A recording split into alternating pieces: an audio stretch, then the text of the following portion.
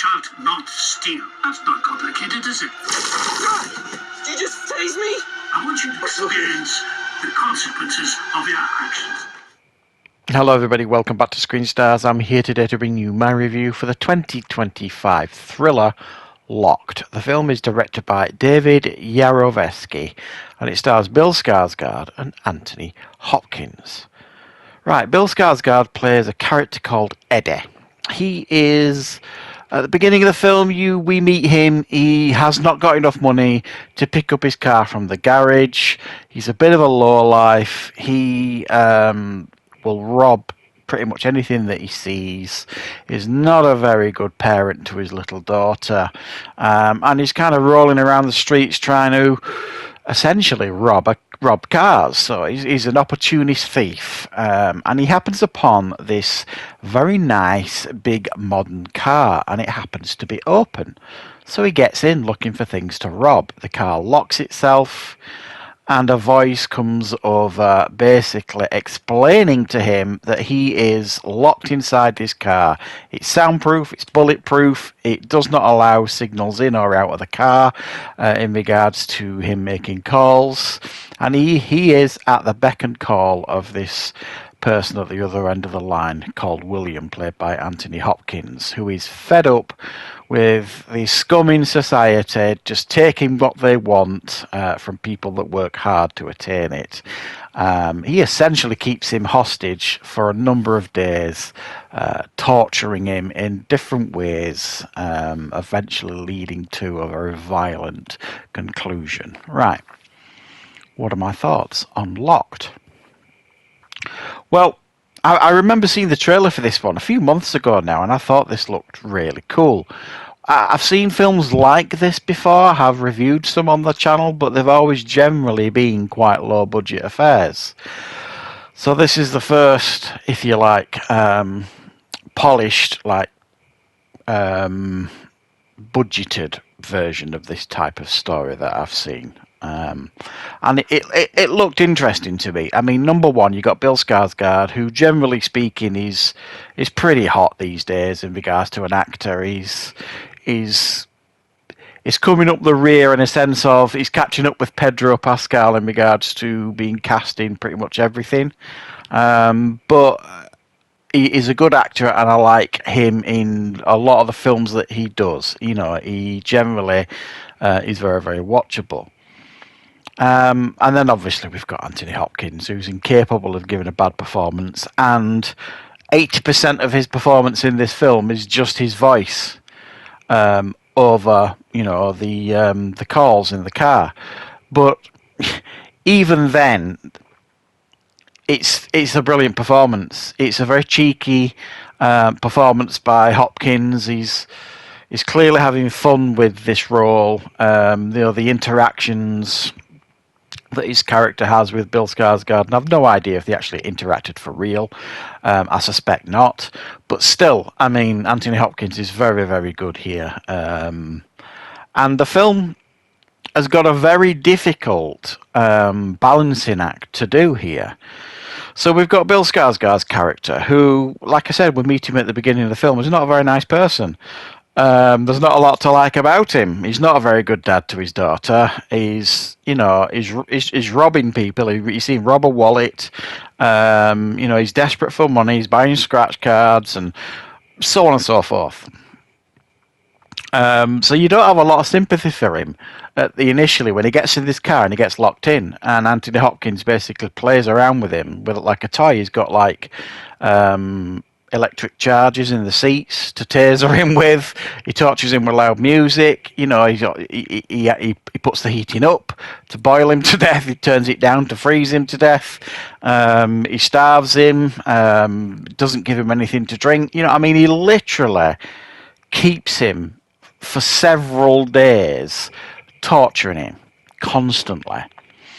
And it's very hard to actually, I've said, to have any sympathy for this Bill Skarsgård character. And initially, the vast majority of your sympathy is with Anthony Hopkins' character, because you you can empathise with him. You know, there's a lot of us out there who have been, you know, robbed in some way. You know, whether it's your car stolen, whether you've had your house robbed, whatever. And it's not a pleasant thing, obviously. So you kind of like, well, yeah, you know, he kind of does deserve what he's getting here. And then lines start to be crossed about halfway through, because cleverly, if you like, it does get to the point where you're kind of thinking, right, okay, we need something else now, because he's been stuck in this car for days, and you know, even though the interactions with him and Anthony Hopkins are entertaining, and you know, he's trying different ways to kind of outthink Anthony Hopkins, and nothing's working, you're kind of thinking, right, there's nowhere else to go now. We need something else, and that's when the film gives us something else, because the car then goes on the move, because it's like a Tesla, if you like. It's not a Tesla, but it's a car that can be driven automatically. So it goes off and starts doing, you know, it starts behaving like Carrie, really, and terrorising like other people on the streets, people that Anthony Hopkins deems deserving punishment, if you like. So lines definitely start getting crossed that blur these lines between who's the villain and who's not the villain, sort of thing. And it shifts as the film progresses. That balance shifts, and that is a very difficult thing to do, you know, to kind of shift your perception of two characters in a film. And I think this film does it quite successfully. It's almost like Breaking Bad, you know, Walter White. He does some absolutely despicable things, but you still almost root for him, you know what I mean? And it's very much like that in this film with Anthony Hopkins. But like I say, he definitely starts crossing some lines, and you're kind of like, oh, this is getting dodgy now. You know, he's got every reason to be bitter. He explains what he has been through and what he's going through, Anthony Hopkins, and why he's fed up with the likes of this Eddie character he's got in his car, why the likes of him and others like him shouldn't be getting away with the things that they get away with. But it gets to the point where you kind of like, I'm not buying this anymore. William, i.e. Anthony Hopkins' character, are just not buying this anymore. So yeah, it becomes a real battle of wills, and you wouldn't think for a car that's for a film that's primarily 80% of it is filmed inside this car. It's just got Bill Skarsgård and a voice on the phone thing. You wouldn't think it'd hold your attention and keep that tension throughout its runtime. I think it's about an hour and a half long, maybe slightly longer, but it does, and that's because of the strong performance by Bill Skarsgård, the absolute desperation that he feels, and that desperation that his character is going through. You know, he's absolutely on the edge, you know what I mean? Anthony Hopkins' character pushes him to the edge of sanity, really, the stuff that he does. And obviously it leads to, you know, an inevitable kind of clash between the two, sort of thing. But I was generally quite hooked with this one.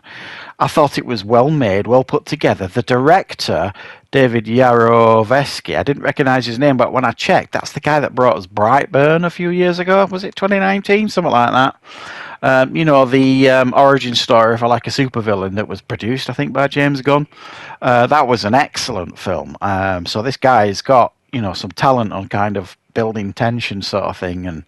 And also as well, apparently as well, this is a remake from an Argentinian film from a few years ago called Four Before. And this was filmed, I believe, in 2023, and it's just getting its release now. So while I don't think this is, well, I already know this has gone under everybody's radar. I mean, I seriously doubt it made a great deal at the box office. I probably didn't even make Anthony Hopkins' salary back. But I would definitely suggest, if you're looking for something to watch, and when this comes on streaming, which I suspect it'll be up very, very soon on streaming services, which one, I don't know.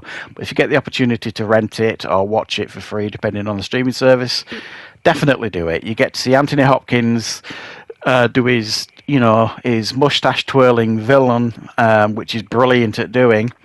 And you get a desperate Bill Skarsgard, prisoner in a 4x4 vehicle, absolutely getting tortured.